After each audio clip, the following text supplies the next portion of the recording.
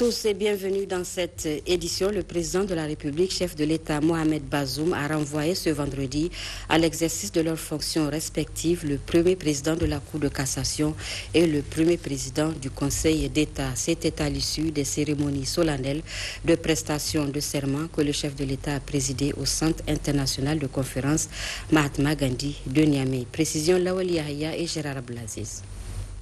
Nommé le 7 octobre passé lors du dernier Conseil supérieur de la magistrature présidé par le président de la République, président du dit Conseil, le premier président de la Cour de cassation, Abdou Angaladima, et le premier président du Conseil d'État, Nou Hamani Munkaila, étaient ce vendredi matin, comme l'exige la loi, devant le premier magistrat du pays pour les cérémonies solennelles de prestation de serment.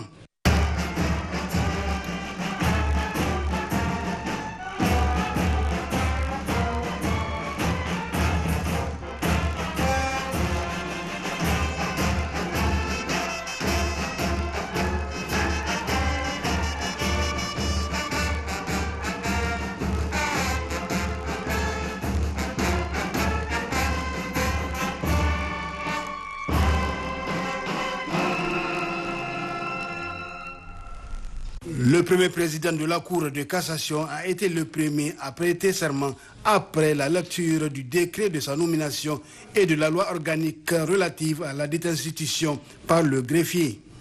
Monsieur le Premier Président, il ressort des dispositions de la loi organique précitée dont vient de donner lecture le greffier en chef qu'avant d'entrer en fonction, vous devez prêter serment. Je vous rappelle la formule du serment et à l'appel de votre nom, vous lèverez la main droite et direz à haute et intelligible voix, je le jure. Je jure devant Dieu et devant les hommes de bien et fidèlement remplir les hautes fonctions dont je suis investi, de les exercer en toute impartialité dans le respect de la Constitution, de garder les secrets des délibérés et des votes auxquels je peux être appelé à participer, de ne prendre ni manifester aucune position publique ou privée sur les questions relevant de la compétence de la Cour et de me conduire en tout comme un digne et loyal magistrat. Monsieur Abdou Angaladima. Je le jure.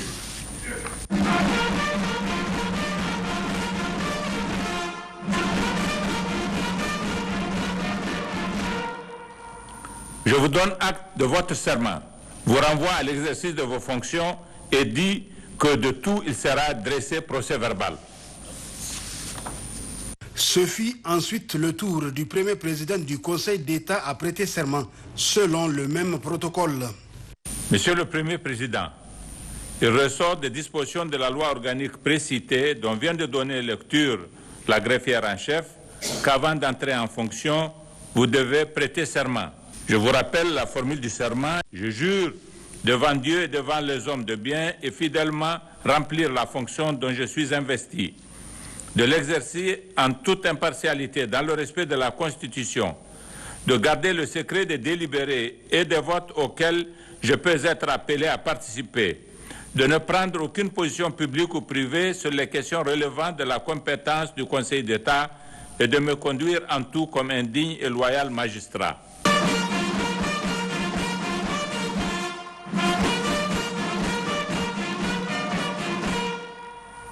À l'appel de votre nom, vous lèverez la main droite et direz à haute et intelligible voix, je le jure. Monsieur Nou Hamani Munkaila. Je le jure.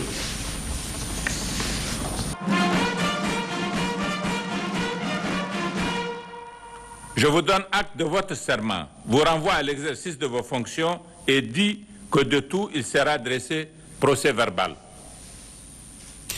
À l'issue des cérémonies, les deux récipiendaires ont reçu les félicitations et les encouragements du chef de l'État Mohamed Bazoum et des invités. Rappelons que la Cour de cassation est la plus haute juridiction de la République en matière judiciaire et le Conseil d'État la plus haute juridiction en matière administrative.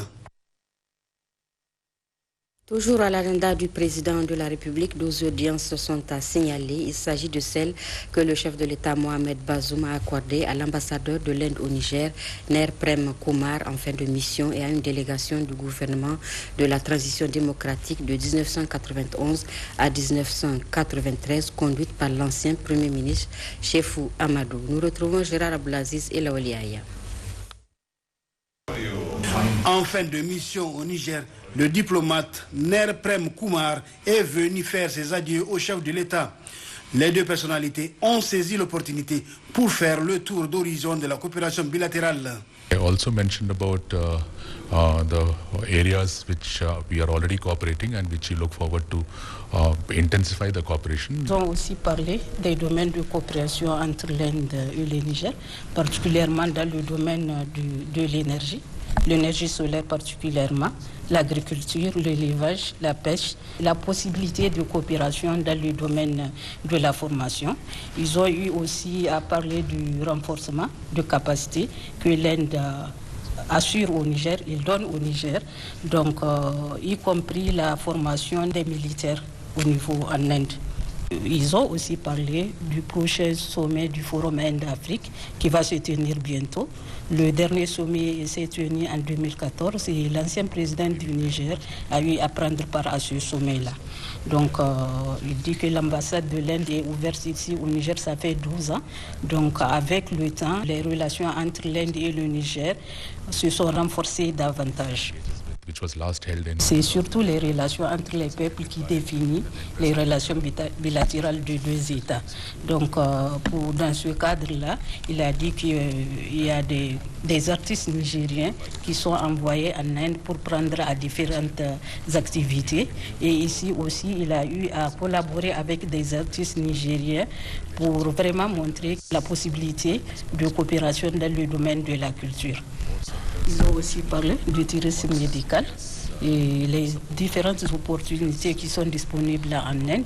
Et il dit qu'il y a beaucoup de Nigériens qui vont dans ce cadre-là pour se faire traiter et c'est à moindre coût. Il dit qu'il remercie le président pour le soutien dont il a bénéficié pendant son mandat ici. Et il espère que les relations entre l'Inde et le Niger vont se développer et se renforcer davantage les années à venir. And assured him that India remains committed to as a reliable partner for the development of Niger. L'Inde et le Niger entretiennent de très bonnes relations de coopération et d'amitié qui se renforcent de jour en jour. Le chef de l'État Mohamed Bazoum a ensuite reçu une délégation de l'ancien gouvernement de la transition démocratique de 1991 à 1993, dont il faisait partie, conduite par son chef, Chefou Amadou, en présence du Premier ministre Oumoudou Mahamadou. Ces anciens membres du gouvernement sont venus pour une visite de courtoisie au cours de laquelle ils ont félicité et encouragé le président de la République. Mohamed Bazoum a saisi l'opportunité pour leur faire visiter le nouveau palais présidentiel, notamment la salle des banquets. Il faut noter que les travaux de réalisation de cette importante infrastructure sont au stade de finition. Et ce communiqué du secrétariat général du gouvernement, le président de la République, chef de l'État Mohamed Bazoum a signé un décret portant inscription au tableau d'avancement complémentaire et nomination au garde supérieur à titre temporaire de 2 aspirants des forces armées nigériennes au titre de l'avancement normal pour l'année 2022. Un décret portant inscription au tableau d'avancement complémentaire et nomination de 104 aspirants des forces armées nigériennes au titre de l'avancement normal pour l'année 2022. Et un décret portant inscription au tableau d'avancement complémentaire et promotion au grade supérieur à titre temporaire de 2 officiers médecins des forces armées nigériennes au titre de l'avancement normal pour l'année 2022. Vous pourrez suivre l'intégralité de ce communiqué dans nos éditions de La Voix du Sahel. Poursuite des travaux en séance plénière de la 2e session ordinaire au titre de l'année 2022, dite session budgétaire de l'Assemblée nationale. Ce 28 octobre, 5 points étaient à l'ordre du jour, notamment l'examen et l'adoption de 3 projets de loi relatifs à la prorogation de l'état d'urgence dans certaines localités des régions de Difa, de Tawa et de Tillabéri. C'était sous la présidence du 3e vice-président de l'institution, Sani Soufou et Hawa Maman. Après l'examen et l'adoption des projets d'ordre du jour et du calendrier des travaux de cette session ordinaire qui se tient du 27 septembre au 23 décembre 2022, le nouveau membre de la Haute Cour de justice, Mano Salaw, a prêté serment. Il est désigné par le Conseil d'État pour y siéger en remplacement de Ibrahim Oumarou, nommé directeur général de l'Agence judiciaire de l'État. Je jure et promets de bien et fidèlement remplir mes fonctions, de garder le secret des délibérations et des votes auxquels j'aurais été amené à participer et de me conduire en tout comme un digne et loyal magistrat. Je le jure.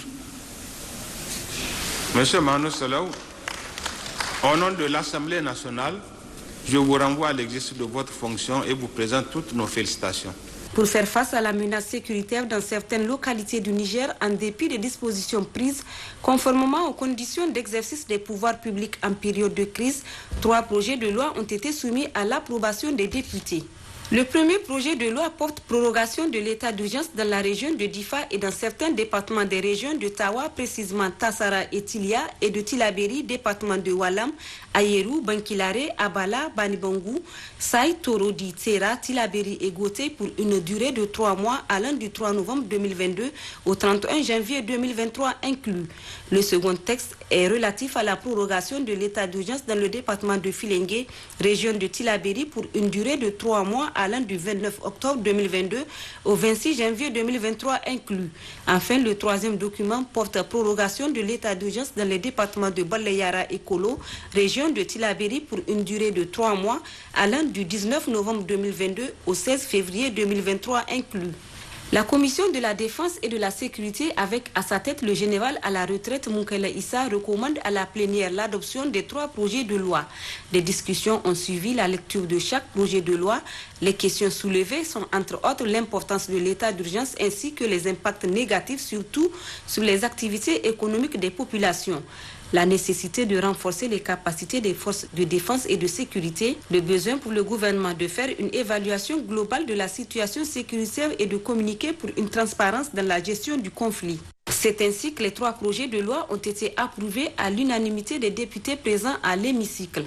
Auparavant, les groupes parlementaires Zamzam Lumana Africa et UPR Union pour la République ont saisi l'occasion pour demander la mise en place d'une commission parlementaire d'enquête pour faire la lumière sur les événements de Tamou survenus le 22 octobre. En réponse aux préoccupations soulevées lors de cette journée, le ministre de l'Intérieur et de la Décentralisation a apporté quelques éléments de réponse et s'est engagé à rendre compte de la situation sécuritaire dans le pays. Le gouvernement, par ma voix, s'engage.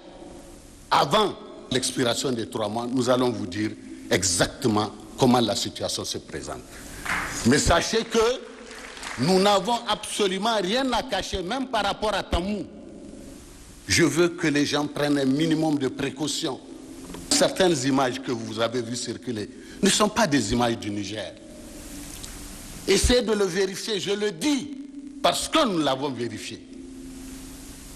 Parce que tout simplement, on veut faire croire qu'il y a eu un grand massacre. Des images inondent les réseaux sociaux. Des gens qui sont à l'extérieur, qui cherchent à nous déstabiliser. Sinon, on n'allait pas déverser des images du Soudan pour faire croire aux populations que cela s'est passé au Niger. Les travaux en séance plénière de la session ordinaire de l'Assemblée nationale reprendront le samedi 5 novembre 2022 avec à l'ordre du jour le contrôle de l'action gouvernementale, question d'actualité adressée aux membres du gouvernement. Le Premier ministre-chef du gouvernement a reçu ce matin en audience le professeur suisse émérite des universités de Berne qui séjourne à Niamey. Le relogement des victimes d'inondations était au centre de cette audience. Mahamadou Adamou et Aliou Ibrahim.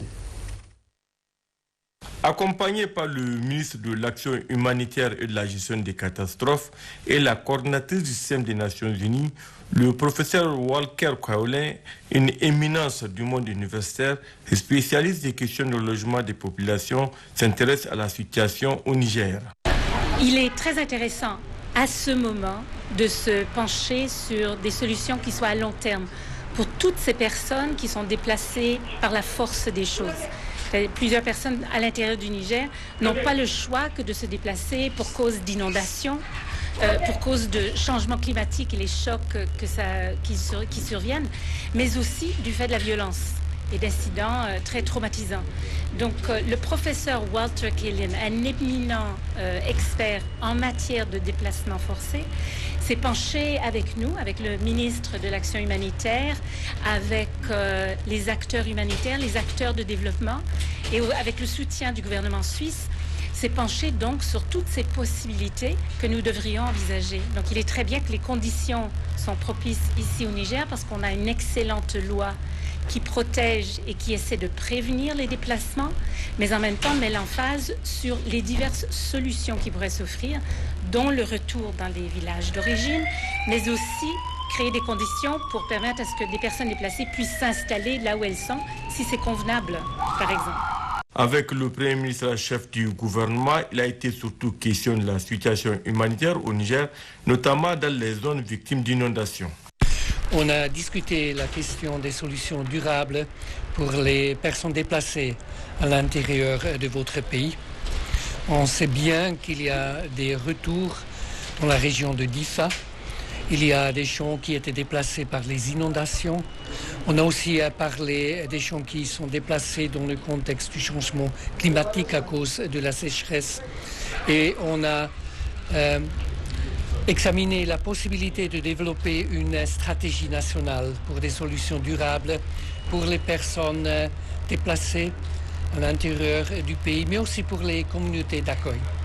Le professeur Walter Kaolin est à Niamey dans le cadre de la coopération suisse qui entend apporter sa contribution à la résolution de la situation des populations déplacées pour cause d'inondations. Dans le cadre de sa mission officielle de travail au Niger, la coprésidente de la commission de haut niveau de la conférence internationale sur les questions de population et développement, Mme Michaëlle Jean, ex-secrétaire générale de l'OIF, ancienne gouverneure du Canada, a effectué cet après-midi une visite terrain au niveau du centre des jeunes de Taladje, un centre qui forme des jeunes déscolarisés et non scolarisés dans des métiers divers, mais aussi sur des thématiques d'intérêt général telles la santé, de la reproduction. Nous y reviendrons dans quelques instants. Le Niger et le monde entier célèbrent demain la journée internationale de l'accident vasculaire cérébral AVC.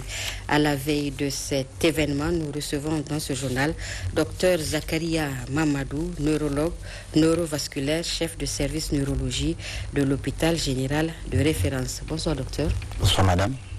Qu'est-ce que l'accident vasculaire cérébral et quels sont les signes d'alerte? Merci beaucoup.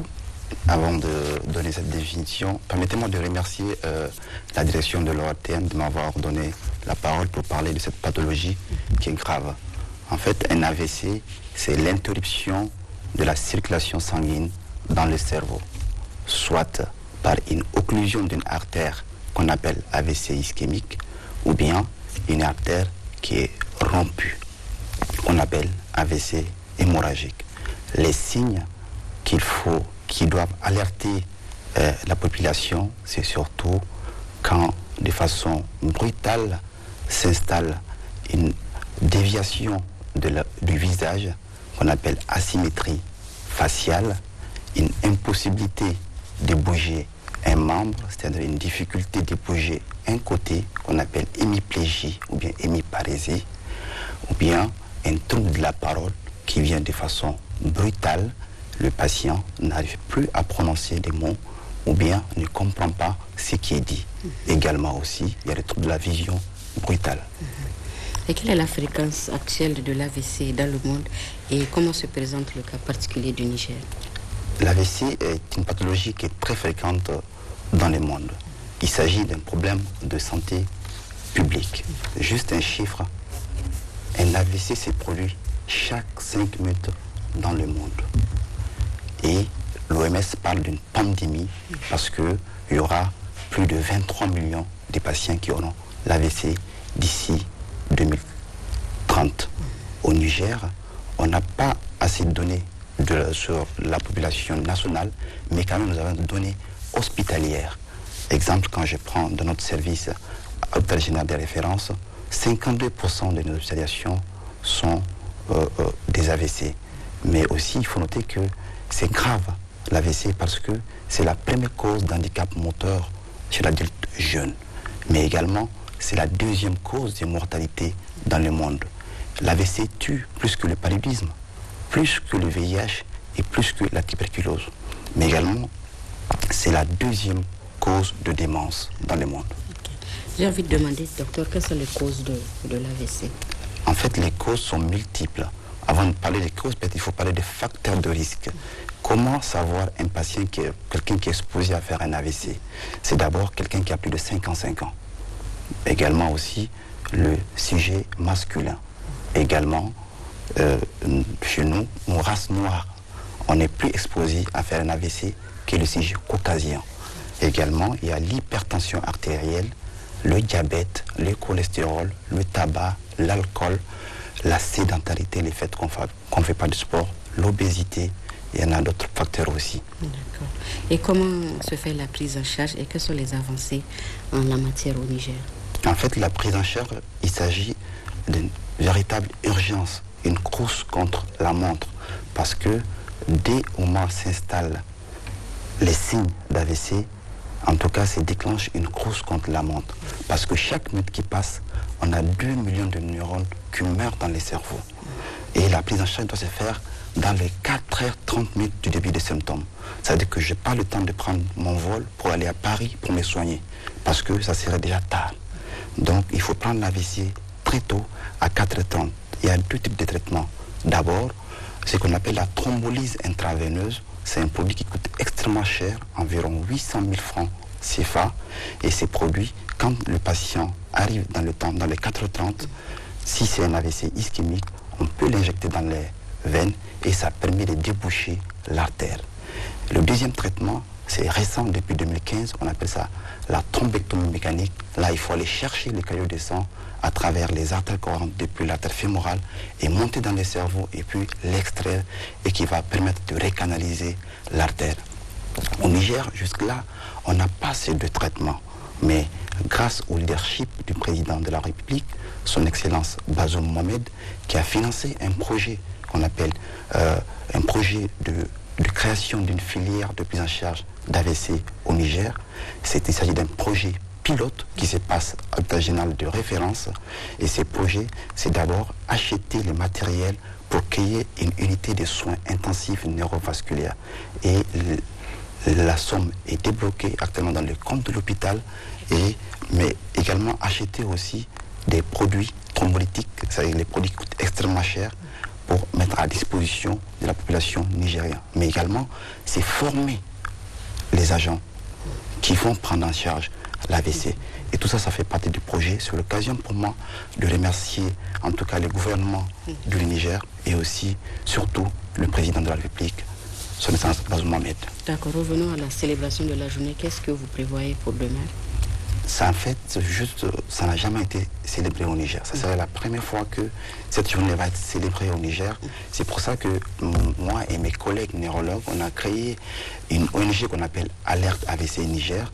Donc on profite de cette journée pour lancer les activités officielles, en tout cas, de cette ONG pendant la cérémonie. Il y aura bien sûr des présentations sur les AVC, quels sont les patients qui sont exposés à faire l'AVC. Ça serait demain à Radisson Blu à partir de 10h. D'accord. Voilà, merci Dr Zakaria Mamadou. Je rappelle que vous êtes neurologue, neurovasculaire, chef de service neurologie de l'hôpital général de référence. Merci pour merci à vous. Restez avec nous pour la suite de cette édition. Le ministre du Plan a procédé ce matin à Niamey au lancement de la deuxième phase du projet de construction du lycée technologique d'IFA. Ce projet de plus de 2 milliards de francs CFA est financé par la Banque africaine de développement BAD et mis en œuvre par le programme des Nations Unies pour le développement PNUD. C'était en présence du ministre de l'Enseignement technique et de la formation professionnelle. Le point avec Abdelkarim Mambarmou et Boubacar Imran Meiga.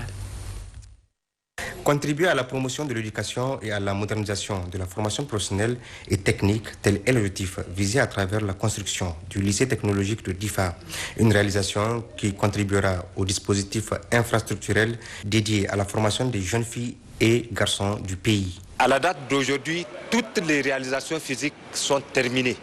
Il ne reste que la phase équipement. Et il faut le souligner que c'est un établissement d'envergure nationale. Donc nous recevons des élèves qui viennent de toutes les régions du Niger. À la création, nous avons commencé avec 2 filières.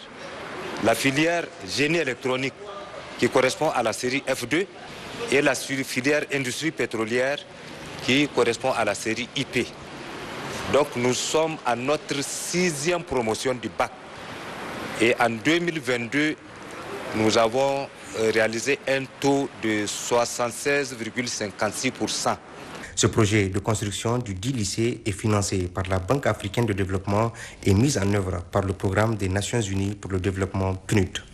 La mise en œuvre de la présente phase du projet, appelée tranche optionnelle, la convention de financement et relative a été signée en février 2022 entre le gouvernement et le PNUD.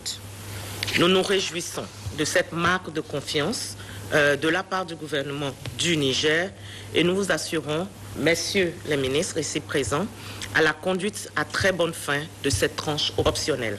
Le lycée technologique de Difa, en abrégé donc LTD, une des belles réalisations du PADEFT, n'a pu bénéficier de ressources financières adéquates pour le rendre opérationnel. La pertinence de ce prêt supplémentaire d'un montant de 4,64 millions d'unités de compte, soit à peu près 3,2 milliards de francs CFA, qui se justifie par l'importance de compléter les ouvrages non réalisés par le projet initial. En procédant au lancement officiel du projet de construction du LTD, le ministre du Plan s'est réjoui du soutien des partenaires financiers. Il importe de rappeler que dans la mise en œuvre du projet, une première phase des travaux de construction a été exécutée. Cette phase a été exécutée de 2018 à 2020. Sauf que après cette première phase, il s'est avéré que des investissements importants, mais également des équipements, demeuraient encore non couverts. C'est à cet égard que le gouvernement du Niger a sollicité et obtenu de la BAD un financement complémentaire pour rendre le lycée totalement fonctionnel. Ces assises permettront de faire un état des lieux des travaux de construction du lycée technologique de Difa afin de l'équiper en matériaux définitifs et le rendre opérationnel.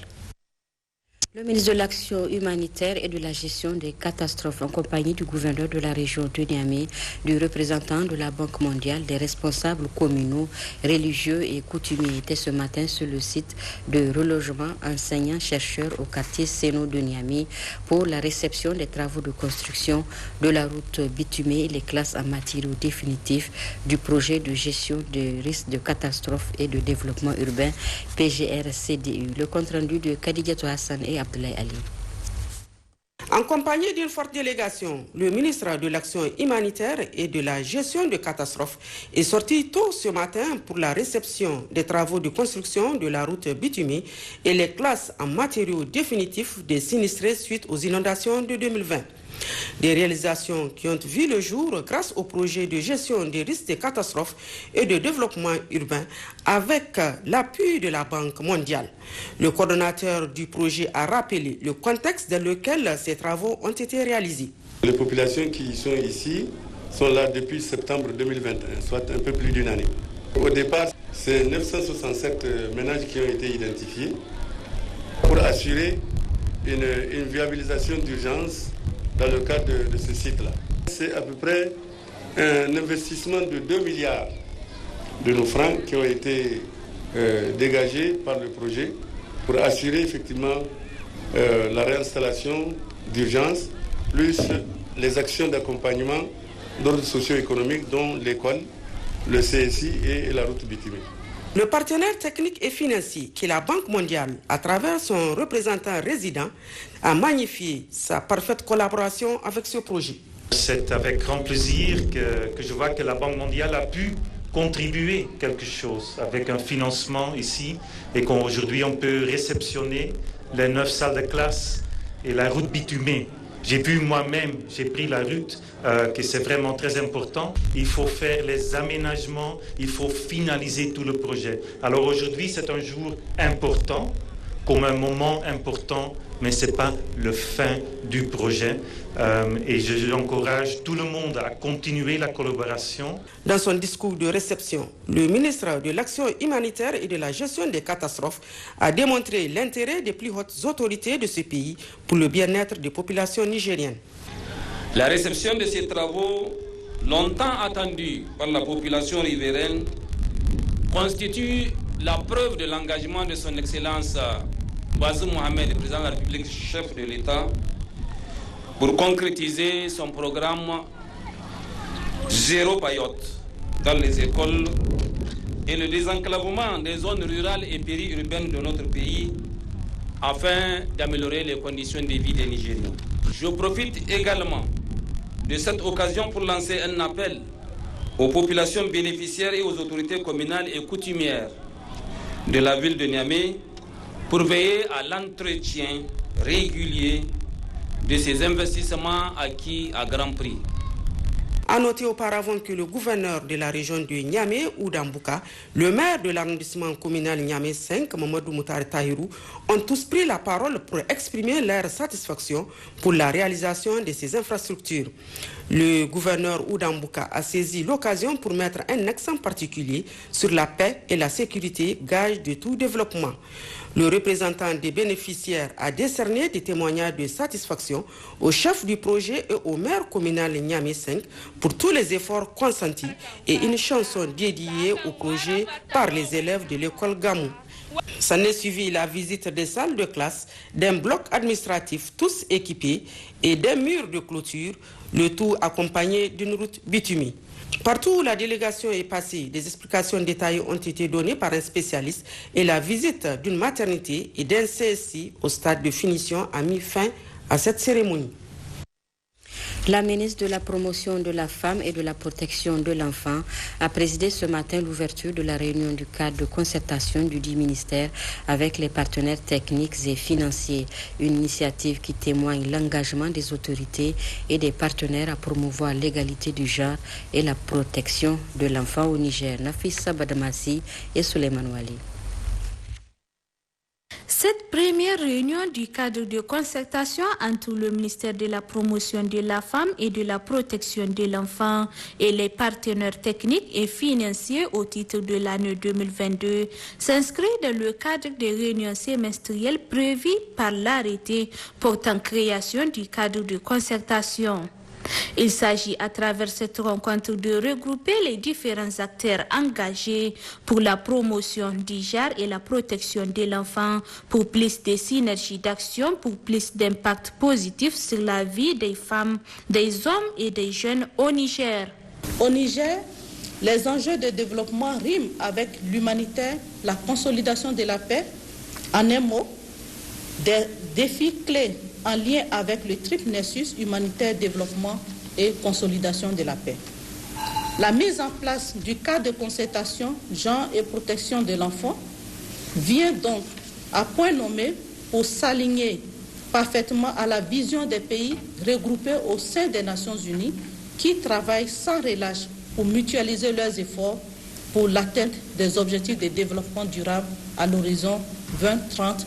En procédant à l'ouverture des travaux, la ministre de la Promotion de la Femme et de la Protection de l'Enfant a présenté toute sa gratitude aux participants présents à cette rencontre qui démontre l'intérêt qu'ils accordent au bien-être des populations nigériennes en général, des femmes et enfants en particulier. Le ministère de la Promotion de la Femme a élaboré un plan annuel 2022 qui a fait déjà l'objet d'un partage avec les partenaires qui se sont positionnés sur le financement des activités. Après des réunions bilatérales ont été tenues afin de préciser les modalités de financement apportées par chaque partenaire. Le cadre de concertation a été mis en place par un arrêté et ce cadre de concertation permettra de coordonner nos différentes activités en vue d'un résultat global et satisfaisant. La question de l'égalité du genre au Niger et la présentation du bilan à mi-parcours de la mise en œuvre du plan annuel du travail 2022 du ministère de la Promotion de la Femme et de la Protection de l'Enfant ont été au centre des échanges durant cette journée. La garde nationale du Niger a reçu ce matin un important lot de matériel et équipements, dont 16 véhicules pick-up et 2 véhicules avant blindés. Cette donation entre dans le cadre du soutien à la création d'un escadron polyvalent de la garde nationale dans la région de Tawa. Abdelaziz Issaka et Mohamed Soumana.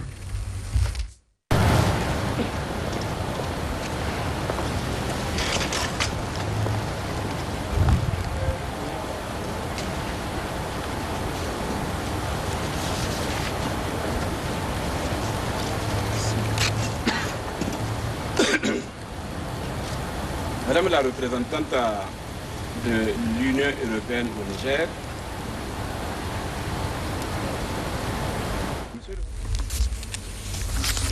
voilà quelques soucis techniques.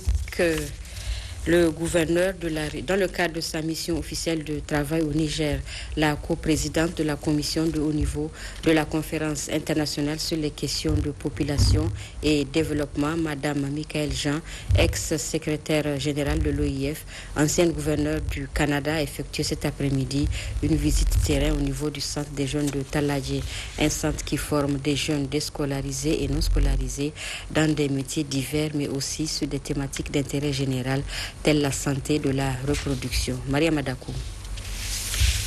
Constater d'elle-même les avancées enregistrées par le Niger en matière de promotion des droits des enfants, notamment des filles.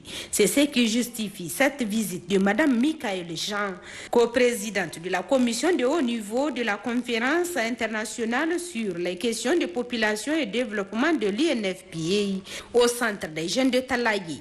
Ainsi, c'est une rencontre d'échange avec la chefferie traditionnelle, des séances d'interaction avec les jeunes formés par le centre et un défilé de mode qui ont en effet marqué ce passage de l'ex-secrétaire général de l'OIF et 27e gouverneur général et commandant en chef du Canada.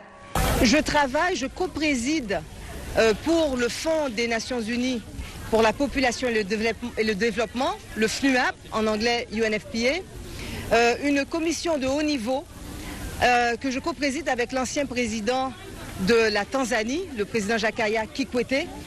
Et cette commission a pour mission de faire le bilan, l'état des lieux de la situation en matière de sexualité et de procréation pour les femmes à travers le monde. Et on le voit en matière non seulement de santé sexuelle et de procréation ou de reproduction si vous voulez, mais aussi en termes de droit et de justice pour les filles et pour les femmes. Donc nous faisons l'état des lieux des 25 dernières années en la matière. Et je viens ici pour voir par exemple au Niger, qu'est-ce qui se passe, qu'est-ce qui se fait, quelle est la mobilisation à ce titre. Et ce qui est formidable en venant voir le travail de UNFPA, le FNUAP ici au Niger avec les populations, avec les filles et les femmes, avec les chefs aussi traditionnels. Et j'ai eu ce matin un long entretien avec le président de la République et je crois qu'on est à un moment très important et il fallait que je vienne le vérifier sur le terrain. De ce qu'elle a vu et entendu, Mme Michaëlle Jean s'est dit tout simplement impressionnée. Ces filles-là qui viennent de faire ce très très beau défilé, ces filles qui sont designers et celui qui les a vraiment formées m'ont étonnée parce que je vois le talent. Je vois ce que ça veut dire pour ces filles que de développer cette profession peut changer dans leur vie. Parce que ce qui est fondamental pour une femme, c'est d'être autonome sur le plan financier et sur le plan économique. Parce que dès lors, ça ouvre des possibilités pour elle. L'éducation aussi, c'est fondamental. Ma grand-mère me disait, l'éducation, c'est la clé de la liberté. Pourquoi? Plus de choix, plus de possibilités, plus d'autonomie. Hein? Donc une plus grande capacité aussi, voilà. Vous voyez comment elles répondent, comment elles réagissent. Elles le savent et c'est important. Donc je considère que alors que nous allons lancer notre deuxième rapport sur la question de justice, droit santé, en matière de sexualité, de procréation ou de reproduction, nous allons le lancer à Zanzibar, début novembre. Voilà que je viens sur le terrain et que je vois exactement ce que cela veut dire et ce qui se fait en la matière. Donc, ce que j'ai entendu des chefs traditionnels, ce que j'entends des filles, des femmes qui sont là, de ceux qui travaillent à leur côté pour leurs droits et pour cette justice, pour l'égalité entre les femmes et les filles et des possibilités égales, je vais pouvoir en témoigner au moment du lancement de ce deuxième rapport. La chefferie traditionnelle, tout comme les jeunes qui ont reçu cette visite, apprécient l'acte qui honore fortement le Niger. Rappelons que c'est en prélude au lancement du deuxième rapport sur la question de justice, droit, sexualité et santé de la reproduction, prévu se tenir en début novembre à Zanzibar, que Mme Michaël Jean a effectué cette visite au Niger. Le gouverneur de la région d'Agadez a réceptionné une importante quantité de manuels scolaires au profit des élèves qui étudient au niveau des différentes écoles franco-arabes de la région. C'était en présence des autorités locales et des acteurs de l'éducation. Assadek Al-Kabit et Bachir Harouna. 45 000 ouvrages scolaires, c'est le nombre total de manuels de tout genre réceptionnés par le gouverneur de la région d'Agadez, devant être distribués aux élèves et enseignants des écoles franco-arabes de la région. C'est peut-être la première fois depuis des décennies que pratiquement chaque élève aura son livre pour chaque matière, du primaire au secondaire. C'est une grande contribution de l'État et de ses partenaires pour l'éducation dans la région d'Agadez, et j'ai appris qu'ils le font aussi dans pratiquement toutes les régions du Niger. Vraiment, on les remercie infiniment. Le directeur régional de l'enseignement national a pour sa part tenu ses propos. Je me réjouis de cet appui-là, parce que vous savez, après l'enseignant, et c'est le livre qui est déterminant dans la recherche de la qualité des enseignements apprentissages. Et avec, en tout cas, ce don que nous venons de réceptionner, nous pensons quand même que nous allons gagner un pari de tout pédagogue qui consiste à avoir chaque élève avec son livre. Compte tenu du fait que la redynamisation du secteur de l'éducation constitue l'un des grands chantiers du gouvernement du Niger, ces ouvrages et manuels scolaires permettront d'améliorer la qualité de l'enseignement de façon significative à l'échelle régionale. L'ambassade du Pakistan au Niger a commémoré hier la journée noire du Cachemire, un événement contre l'envahissement du Cachemire décrété par le Pakistan.